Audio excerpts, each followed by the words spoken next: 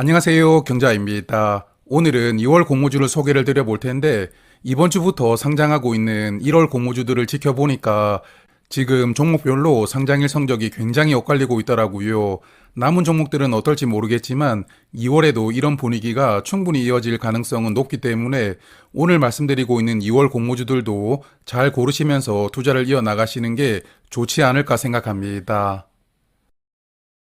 자, 그리고 2월에는 총 13종목이 현재 청약을 기다리고 있는데 1주차부터 4주차까지 골고루 포진되어 있거든요. 하지만 3주차와 4주차는 증권신고서가 정정되지 않은 종목들이 많기 때문에 2월 후반부 종목 중에 몇 개는 3월로 일정이 넘어갈 수도 있을 것 같고, 그리고 2월에 청약하는 13종목은 모두 코스닥 시장으로 상장을 추진하고 있다는 공통점도 있던데, 그러면 2월 첫째 주부터 한 주씩 차근차근 살펴보도록 하겠습니다. 2월 첫 번째 주는 4종목이 청약을 기다리고 있고, 지난번에 청약을 철회했다가 다시 등장하는 종목들이 많더라고요. 동방메디컬, IST, 오름테라퓨틱은 작년 말에 청약을 철회했다가 다시 등장하는 종목들이고요. 그리고 청약 일정도 겹쳐서 진행이 되는데 월요일부터는 동방메디컬, IST가 같이 청약을 시작하고 화요일에는 오름테라퓨틱 그리고 수요일에는 동국생명과학이 청약을 시작하기 때문에 앞뒤로 보면 모두 청약이 맞물려서 진행되는 일정입니다. 자, 그러면 2월 첫 번째 종목인 동방메디컬부터 살펴볼 텐데, 아니 벌써 수요 예측 결과를 발표를 했더라고요. 2241개 기관이 참여를 했고 의무 확약 비율도 5.8%였기 때문에 수요 예측 결과는 양호하게 나왔고요. 공모가는 상당 가격인 1,500원으로 결정이 되었습니다. 그래서 이 종목은 제가 목요일쯤에 한번 정리해서 말씀을 드릴 테니까 그때 자세하게 살펴보는 것으로 하고 다음 종목으로 넘어가겠습니다. 두 번째 종목 IST는 작년 말에 청약을 철회했다가 다시 등장하는 종목인데요. 이 종목은 반도체 웨이퍼를 보관하는 통을 세척하는 장비를 만들고 있는 기업인데 현재 흑자가 나오고 있기는 하거든요.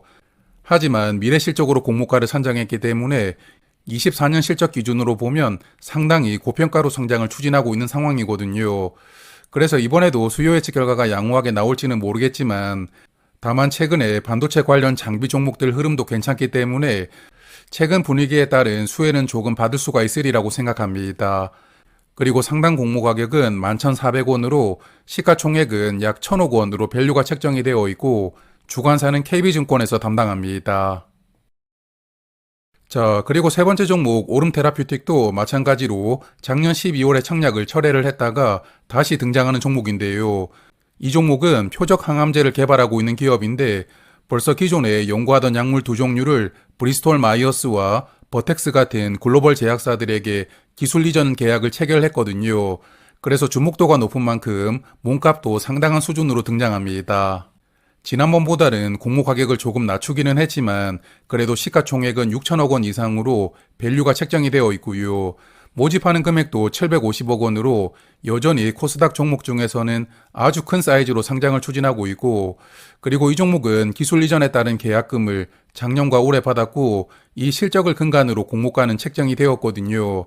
하지만 올해와 내년에는 적자 실적을 전망하고 있다는 점이 특징이고, 그리고 주관사가 한국투자증권에서 단독으로 주관을 하고 있는데 여하튼 작년 말에는 기관들에게 외면을 받았지만 조건을 조금 완화시켜서 다시 등장을 하는 것이니까요. 이번에는 기관 투자자들에게 주목을 받을 수가 있을지 궁금하기도 합니다. 그리고 1주차에 청약하는 마지막 종목은 동국생명과학인데요. 동국제약의 자회사이고 조영제라고 해서 CT나 MRI 촬영해 보신 분들은 아마도 이 약물이 익숙하실 텐데 조영제는 몸을 촬영할 때 조금 더 명확하게 촬영이 되기 위해서 몸 안에 넣는 약물이거든요. 그리고 동국생명과학이 국내 조영제 시장에서는 1위를 달성하고 있다고 합니다. 다만 여기도 공모가를 PER 방식이 아니고 EV/EBITDA를 적용해서 산정을 했다 보니까 PER 기준으로 보면 상단 가격이 조금 높아 보이기도 하는데 그래도 흑자를 기록하고 있는 바이오 종목이라서 수요 예측은 양호하지 않을까 예상을 하거든요. 어떻게 나올지가 궁금하고 주관사는 두 곳인데요. 메인은 NH투자증권 그리고 서브는 KB증권에서 담당을 하고 있습니다. 자, 이제 2주차를 보면 새 종목이 청약을 기다리고 있고, 주 초반에는 모티브링크가 청약을 하고, 주 후반부에는 LK캠과 위너스가 청약을 합니다. 하지만 새 종목 중에 LK캠은 아직 증권신고서가 정정되지 않았기 때문에 일정이 변경될 수 있다는 점 참고하시고요. 그러면 모티브링크부터 한 종목씩 살펴보겠습니다. 첫 번째 종목 모티브링크는 변압기를 만드는 기업이던데 특히 자동차에 사용되는 변압기를 만들고 있다는 게 특징이거든요. 요즘에도 전력 관련 종목들은 여전히 주가 흐름이 좋은데 그러다 보니까 모티브링크도 이런 분위기의 수혜를 조금 받을 수가 있지 않을까 예상하고요. 상단 공모 가격은 6,000원으로 시가총액이 743억 원입니다.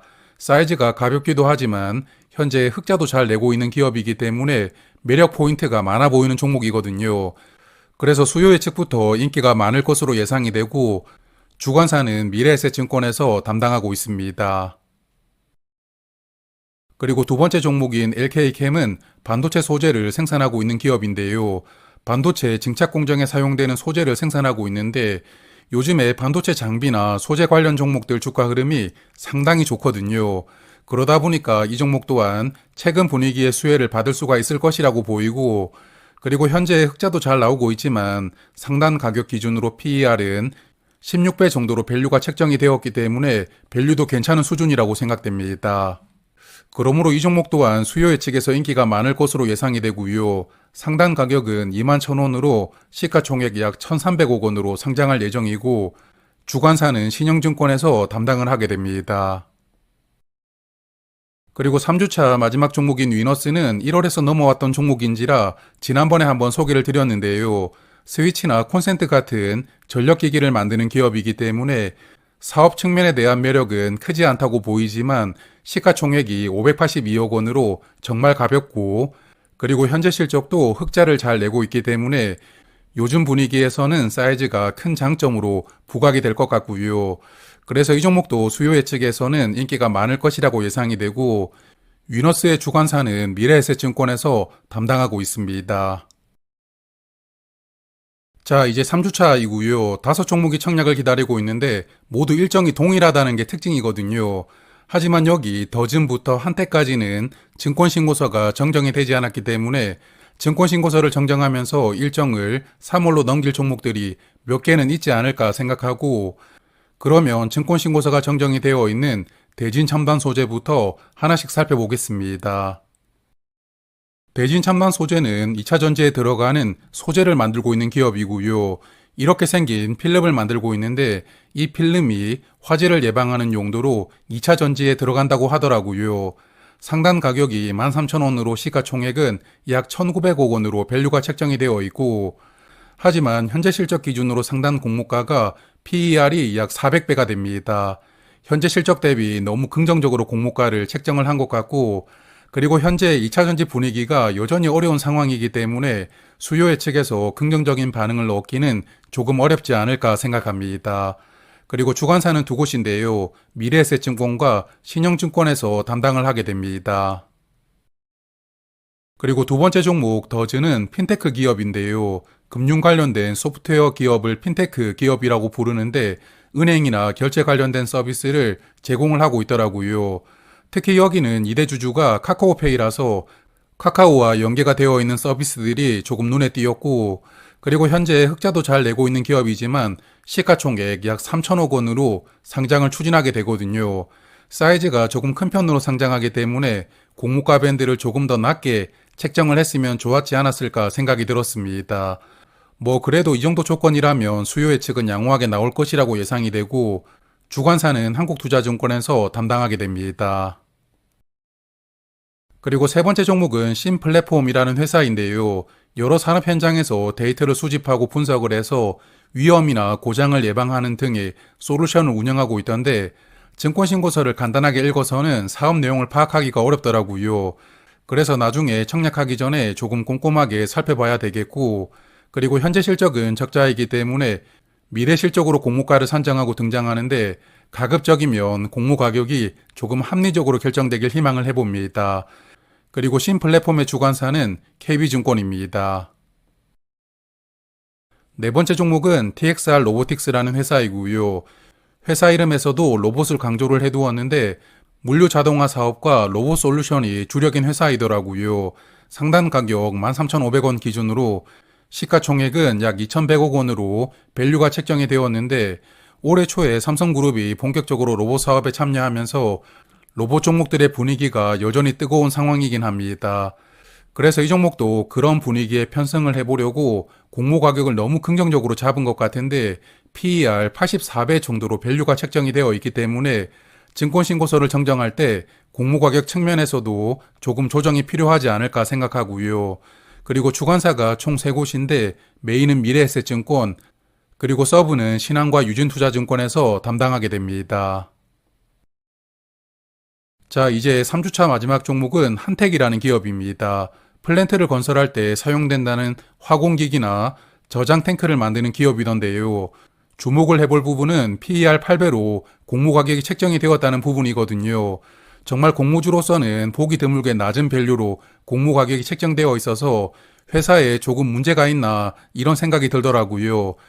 그래서 뉴스를 조금 찾아보니까 올해부터는 사업이 조금 어려워지면서 실적이 부진할 것으로 전망이 되고 있고, 그러다 보니까 이렇게 선제적으로 공모가를 낮추었다고 하던데, 이와 같은 기관 투자자들은 이런 가격을 어떻게 판단할지 궁금하기도 하고, 그리고 한택의 주관사는 대신증권에서 담당하게 됩니다. 그리고 이제는 마지막 주차인 4주차이고요. M디바이스라는 종목만 청약을 기다리고 있는데 이 종목도 증권신고서가 정정되지는 않았기 때문에 일정이 3월로 넘어갈 가능성은 있다고 생각합니다. M디바이스는 SSD라고 저장장치를 만드는 기업이고요. SSD는 삼성이나 SK 같은 대기업만 만들고 있다고 생각을 했지만 중소기업이 이런 부품을 만든다는 게 조금 놀랍기도 한데요. 여하튼 중국과 유럽 쪽에 주로 수출을 하고 있는 것 같고, 또한 SSD 하니까 예전에 논란이 많았던 파두가 떠오르기도 하는데, 여하튼 파두와는 다르게 시가총액은 약 890억 원으로 소형 사이즈로 상장하니까요. 파두와 비교를 하기는 조금 어려울 것 같습니다. 그리고 이 종목은 현재 흑자를 내고 있기는 하지만 공모 가격을 올해 실적을 추정해서 책정을 했더라고요. 그러다 보니까 3개월 환매 청구권이 부여가 되어 있는 상황이고, 주관사는 삼성증권에서 담당하게 됩니다. 자, 이렇게 2월에 청약을 기다리고 있는 종목들 간단하게 알아보았는데 2월달은 세 종목씩 주관을 하는 NH투자증권, 미래에셋증권, 그리고 KB증권 계좌가 우선적으로 필요하다고 보이고요. 그리고 신영증권 같은 경우에는 청약 직전에 계좌를 만들면 청약에 참여할 수가 없기 때문에 여유가 되실 때 미리 계좌를 준비해 두시는 것도 좋지 않을까 생각합니다. 그러면 오늘은 여기까지 말씀을 드리도록 하고요. 설 연휴 동안 즐겁고 편안하고 그리고 무엇보다 건강하시게 보내시길 바라도록 하고 저는 목요일에 동방 메디컬로 다시 인사를 드리도록 하겠습니다. 고맙습니다.